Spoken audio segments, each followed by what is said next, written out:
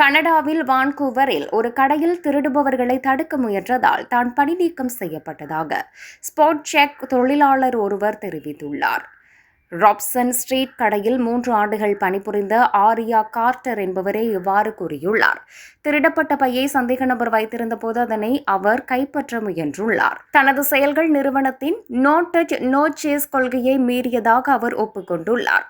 இந்த சம்பவம் சிசிடிவியில் பதிவானதால் தான் வேலையை இழந்ததாக அவர் கருதுகிறார்.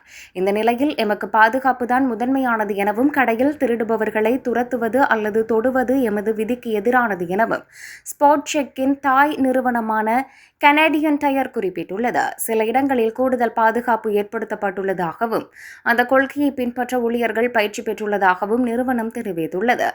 கார்ட்டரின் தனிப்பட்ட கூற்றுக்கள் குறித்து அவர்கள் கருத்து தெரிவிக்கவில்லை. கடையில் திருட்டு சம்பவங்கள் நடப்பது பொதுவானது எனவும் சந்தேக நபர்கள் அடிக்கடி திரும்பி வருவார்கள் எனவும் சில சமயங்களில் ஆக்ரோஷமாக இருப்பார்கள் எனவும் கார்ட்டர் தெரிவித்துள்ளார்.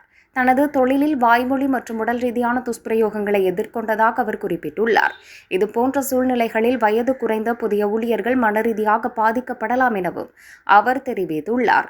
இந்த நிலையில் வான்கூவரில் திருடர்கள் தொடர்பில் ஆய்வு செய்ய நகரம் சமீபத்தில் ஒரு குழுவை நியமித்தது. அவர்களின் ஆய்வு நடவடிக்கையின் முடிவுகள் இந்த ஆண்டு இறுதியில் வெளிவரும் என எதிர்பார்க்கப்படுகிறது.